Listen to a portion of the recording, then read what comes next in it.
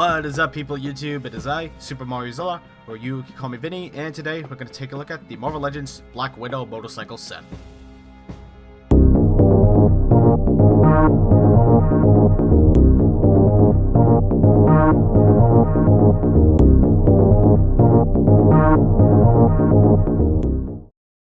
I had to apologize, but I cannot remember Black Widow's backstory for the life of me. I like the character, don't get me wrong, but she's not one of my absolute favorites. But I wanted to get a Black Widow figure for the longest time, and I thought this set would fill that gap. Or so I thought. Let's begin. This is one of the most mediocre looking female Marvel Legends figures I have ever owned so far. She looks pretty plain. The face sculpt is not the worst I've ever seen, but it's not great either. The problem, I think, is that we did not get enough paint and sculpt details. To me, this does not look like Black Widow. The hair sculpt is pretty and does have some nice shading, I'll give them that. The neck is a separate piece and you can still see some gaps, which is unfortunate. The zipper looks okay, I'm just surprised the paint job is clean here. Her curves are sculpted nicely, which is the best part of the figure, and no, I'm not saying that to be a pervert. The arms are thin, muscular sculpt, and it is a bit wrinkly because of the jumpsuit, and it looks pretty good. The gauntlets look fine, they're not screwed up, but hey, they can be screwed up, they're just not. The wrinkly sculpt continues all over the figure, and the belt is just painted rather than sculpted. Her logo looks a bit sloppy. Not sure how to feel about that. The legs have a slightly muscular, wrinkly type sculpt, and they look pretty nice. And the shoes are a nice sculpt as well. Hasbro did a good job with the rest of the details, but definitely looks lazy. Shading would have really helped the figure pop, but of course not. Just cutting corners like usual. And the face sculpt, again, is not the best. Black Widow's articulation is pretty basic for Marvel Legends, so I'm going to go over it quickly because, it's with females, it's the same song and dance we've seen. Head is on the ball hinge. Can look about this high up, this far down. Range of movement is not bad. We have 360 in the shoulder and can hinge about this high, which is pretty good. Single jointed elbows, which is a little bit over 90 degrees, just a little bit. It also acts as the bicep swivel. Please stop using single jointed elbows. We need double hinge for Christ's sakes. I don't know why you guys don't do it. Swivel hinged in the wrists. No, the gauntlets do not get in the way, so that's good. Diaphragm joint. This far forward. This far back. Lean side to side. Cannot really swivel too much.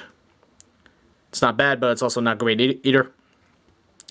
She can kick about this far forward, which is, to be honest, I've seen a bit better. Can not really kick far back at all. She can split pretty far. Thighs can swivel. Double hinged knees. Her ankle can kick about this far back and this far forward. So that's good. I'm happy about that. And we also do get ankle rocker. Posing with Black Widow is a bit limited and I'll go over that in the accessory department. So, and again, single jointed elbows starting to suck now. Not liking them. So, yeah, articulation's not the best, but it's also not the worst either. So, yeah. To each their own. To each their own.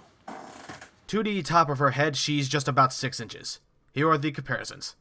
Here she is with the Marvel Legends Spider-Man Noir and Ghost Rider. Here she is with the Marvel Legends Venom and Lasher. Here she is with the Marvel Legends Spider-Punk and Prowler. Here she is with the Marvel Legends Spider-Woman and Gwenpool. And finally, here she is with the Marvel Legends Mysterio and Lizard. There's no real issue with the size department. She'll fit in just fine with the other figures. She only has one interchangeable head with long hair, and it looks miles better than the default head. And that's it. No weapons, no alternate hands, no nothing. That sucks. And finally, we have her motorcycle. The best part of the set in terms of looks. We have the translucent yellow light, and the sculpt is a smooth segmented sculpt, and under it you can see all the mechanical details, which looks pretty good. And the paint is spot on. And the meter details are excellent. And the logo is cleanly painted. The wheels are black this time, and the vehicle has one point of articulation, and that is the front wheel. It can rotate. The kickstand is not very functional and does not do a good job at keeping this motorcycle standing. In fact, it falls over a lot. I hope you don't get any possible shelf dives because of this. Black Widow can't even fit on the damn thing too well because her articulation is limited, and she can only barely reach the handles, which are too low. Wow! I can't believe they half-assed this figure and motorcycle so much. Yeah, she comes with the motorcycle and it looks nice, but Black Widow should have came with more accessories to enhance the display, and the handles should have been higher. So, buy, don't buy, or wait for a sale. This set is not winning any awards. The figure is bland and the motorcycle is not accounted for a practical use, which sucks. The figure, like Ghost Rider, is $40, which is definitely overpriced for this set. If you want to get this figure, get it for sale, and I can only recommend it to the people that need a Black Widow figure or are a diehard fan. This figure is barely worth $35, and that's how much I got mine for. I'm giving this set a 6 out of 10. Well, that's it. Thanks guys and gals so much for watching. If you like this video, hit that like button. If you would like to be updated on when new videos goes up, be sure to subscribe. If you want to be notified when new videos go live, be sure to hit that bell icon. And if you want some behind the scenes stuff, be sure to follow me on Instagram. Link to it is down below. I'll see you all in the next video. Peace out.